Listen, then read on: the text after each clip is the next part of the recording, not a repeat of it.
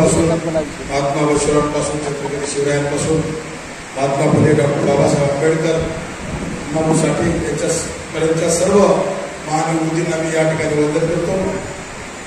आज आरक्षण बचाव यात्रेच्या निमित्तानं आपल्या लातूर नगरीत या ठिकाणी आलेले वंचित बहुजनांचे नेते, सर्व तमाम महाराष्ट्रातील भटक्यांमुक्त ओबीसी एससी एसटी सर्व बहुजनांचे नेते, वंचित बहुजन आघाडीचे राष्ट्रीय अध्यक्ष श्रद्धेय श्री बाळासाहेब आंबेडकर, वंचित बहुजन आघाडीच्या प्रदेशाध्यक्षा रेखाताई ठाकूर, या ठिकाणी मंचावर उपस्थित सर्व रमेश भाऊ पारसकर, आमचे मित्र, यांना लातूर नगरीचे रनिंग महापौर विक्रांतजी गोजममुंडे, सर्व मंचावर उपस्थित सर्व नेते मंडळी, ओबीसी बांधव, सर्व बहुजन बांधवांना माझा जय ओबीसी जय भीम। बांधवांनो, मी आपल्या अधिक वेळ घेणार नाही। आपण सर्वजण श्रद्धेय श्री बाळासाहेब आंबेडकर यांना ऐकण्यासाठी आलेला। मी या ठिकाणी एवढंच सांगणार आहे, आरक्षण बचाव यात्रा ही दिनांक 25 रोजी चैत्यभूमी येथून महात्मा फुलेवाडा पुणे येथून राजश्री शाहू महाराज यांचं स्मारक कोल्हापूर येथून ही यात्रा सुरू झालेली आहे। आणि या यात्रेचा मुख्य उद्देश आरक्षण ही संकल्पना त्या ठिकाणी अबाधित राहिली पाहिजे। या राज्यातल्या ओबीसी भटक्या विमुक्तांचं जे आरक्षण डॉक्टर बाबासाहेब आंबेडकरांनी दिलेलं आहे ते आरक्षण सुरक्षित राहिलं पाहिजे। केवळ आरक्षणच सुरक्षित राहिलं नाही पाहिजे, तर या गावगाड्यात असलेला ओबीसी बांधव तो सुद्धा गावामध्ये सुरक्षित राहिला पाहिजे। त्यांच्यामध्ये असलेली दहशत ही संपली पाहिजे, हे दुसरं कारण। तिसरं कारण, या राज्यातल्या ओबीसी भटक्या विमुक्तांना त्या ठिकाणी सत्तेमध्ये समावेश झाला पाहिजे। या 3 प्रमुख कारणासाठी यात्रा आहे। आरक्षणाचं संरक्षण, त्यांचं वैयक्तिक संरक्षण आणि त्यांचं राजकीय त्या ठिकाणी पुनर्वसन, हे सगळं 3 महत्वाचे मुद्दे घेऊन श्री बाळासाहेब आंबेडकर या महाराष्ट्रामध्ये 22 जिल्ह्यामध्ये 15 ते 16 दिवसाची यात्रा त्या ठिकाणी पूर्णपणे घेऊन निघालेली आहे। बांधवांनो, आणि विशेषतः विक्रांत भैया, आपण काँग्रेसमध्ये आहात, त्यामुळे थोडा आपल्याला माझ्या बोलण्याचा त्रास होऊ शकतो, पण या ठिकाणी मला या सर्व ओबीसी नेत्यांवर बोलायचं, ओबीसी नेत्यांवर बोलायचंय। एखाद्या चौकामध्ये एखादा माणूस मार खातोय, त्याचं खूप तेव्हा अन्याय होतोय, पण एखादा जर त्याचा जवळचा मित्र खिडकीमध्ये बसून जर म्हणत असेल, फार तुझ्यावर अन्याय होतोय, फार तुला त्रास होतोय, मला तुझ्या फार वेदना होत आहे, मी याचा निषेध करतो, आणि मी असं सगळं जर सांगत असेल आणि त्या मार खाणाऱ्या माणसाच्या बाजूला जाऊन उभा राहून त्याच्या पाठीशी उभा राहत असेल आणि खिडकीतूनच बोलत असेल, तर मग अशा माणसांना काय म्हणायचं? आदरणीय छगन भुजबळ साहेब, आपण मंत्रिमंडळामध्ये आरामशीर बसून आमच्या ओबीसीच्या योजना तुम्ही सांगताय, बाहेर पडायला तयार नाही। 54 लाख सर्टिफिकेट तुमच्या मंत्रिमंडळाच्या निर्णयातून त्या ठिकाणी खोटे सर्टिफिकेट वाटले गेले, त्या ठिकाणी तुम्ही मंत्रिमंडळाचा त्याग केला नाही। तर आमच्याबद्दल तुम्हाला अस्मिताच होती, तर तुम्ही पूर्णपणे त्या सरकारला लाथ मारून बाहेर का नाही पडलं? त्या सरकारमधल्या आमच्या आदरणीय पंकजाताई खूप आदर आहे, स्वर्गीय गोपीनाथ मुंडे साहेब आमच्या ओबीसी दैवत आहे, पण ताई आपण लोकसभेत पहिल्यानंतरच आपल्याला ओबीसीची चिंता वाटायला लागली, आणि मला वाटतं थोडं विधान परिषदेत गेल्यावर तुमची चिंता कमी झालेली दिसते। आमचे अजून काही जे नेते आहेत, पडळकर साहेब वगैरे असे अन्य काही नेते आहेत, डॉक्टर काही बाहेर पडायला तयार नाही, तिथं बसून खिडकीत बसून आमच्याबद्दल संवेदना व्यक्त करतायत, खूप प्रेम व्यक्त करतायत, पण माझ्या सरकारवर रस्त्यावरचा ओबीसी म्हणतो, ठीक आहे तुम्ही आमच्याबद्दल खूप प्रेम व्यक्त कराल, पण इथं आम्ही रस्त्यावर मार खायला त्याचं काय करणार? आम्हाला कोण वाचवलं? आमच्या मागे कोण उभं राहिलं? आम्हाला हे सगळं कोण वाचवलं? तर हे सगळं उभं करण्यासाठी, तुमच्या आमच्यासाठी रस्त्यावर संरक्षण उभं करण्यासाठी श्रद्धेय बाळासाहेब आंबेडकर रस्त्यावर उतरले।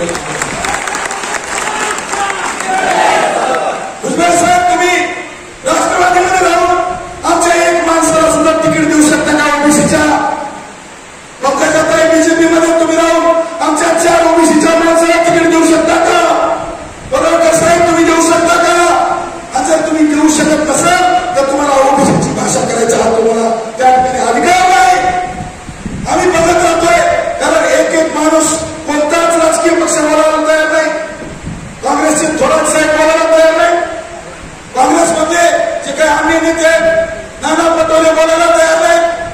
शरद पवार साहेब तर त्या ठिकाणी मराठ्यांचं दैवतच आहे, ते कशाला आमच्याबद्दल बोलतील.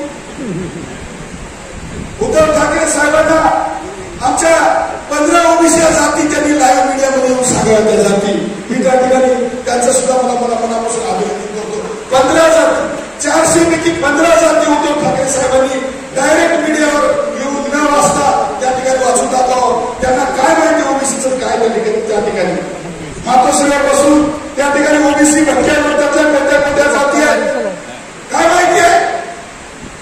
त्या ठिकाणी शिवसेना दुसरी तर मी बोलणारच नाही, पण त्या ठिकाणी राष्ट्रवादी दोन्ही राष्ट्रवादी एकाच समाजाचं काम करतायत आणि सगळी परिस्थिती महाराष्ट्रात असताना मी तुम्हाला मुद्दामून सांगतो. खरं तर मला सुद्धा एक समाज एक जात मला ओबीसी असं वाटत होतं. परवा मी साहेबांना सांगितलं, एक त्या कार्यकर्ता त्या समाजाचा साहेबांचा सत्कार केला आणि मी सांगितलं सर हे ह्या जातीचा आहे, हे ओबीसीचा आहे. साहेबांनी सांगितलं तो ओबीसीचा नाहीये, ती जात एससी मधली केली. एवढा अभ्यास एका जातीचा त्याच्यातल्या उपजातीचा भटक्यायुक्त जातीचा ओबीसी एससी एसटीच्या सर्व जातीचा पूर्ण अभ्यास ज्या नेत्याला या राज्यामध्ये आहे त्यांचं नाव आहे सध्या श्री बाळासाहेब आंबेडकर.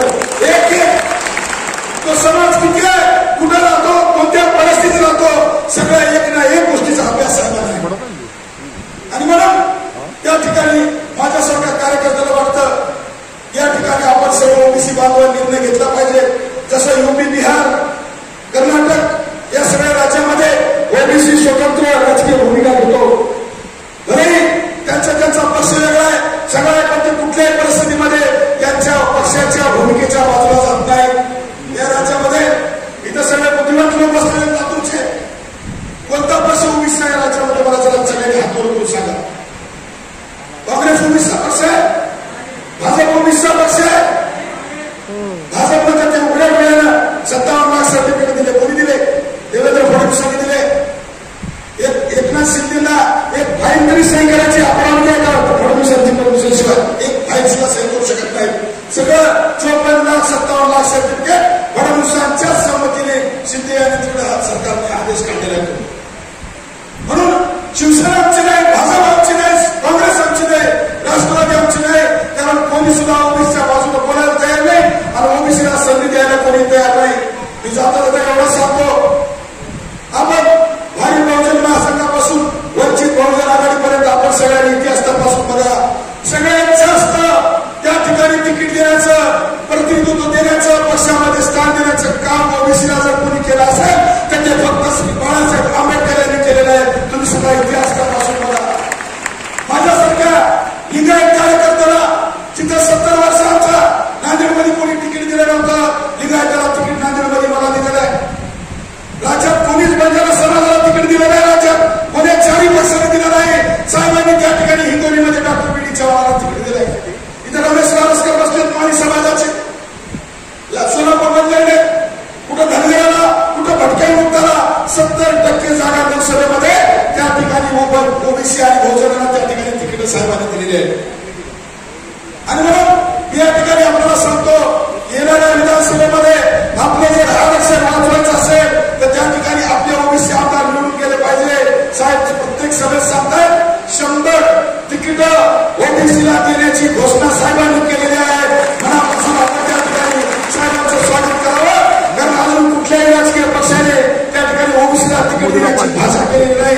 म्हणून आपण सर्वांनी या ओबीसीच्या विक्रमराव आपल्यासारख्या कार्यकर्त्यांचा मला अभिमान आहे की पक्षाच्या भूमिका बाजूला ठेवून, पक्षाचे जोडे बाजूला ठेवून आपण ओबीसी बांधवांसाठी, आरक्षणासाठी आपण या ठिकाणी सामील झाला. हे आपण इतर राजकीय सगळ्या पक्षातल्या लोकांना मी आवाहन करतो की आपण सुद्धा येणाऱ्या 7 तारखेला त्या ठिकाणी औरंगाबाद छत्रपती संभाजीनगर येथे विराट लाखोंची संख्येने जे ओबीसीचं, भटक्यायुक्तांचं, बहुजनांचं त्या ठिकाणी प्रचंड मोठा मेळावा श्री बाळासाहेब आंबेडकर यांच्या नेतृत्वाखाली होणार आहे. त्याच्यामध्ये आपण लाखोच्या संख्येने सामील व्हावं एवढं लोक आणि थांबतो. जय हिंद, जय भारत, जय संविधान, जय भीम, जय ओबीसी. धन्यवाद साहेब.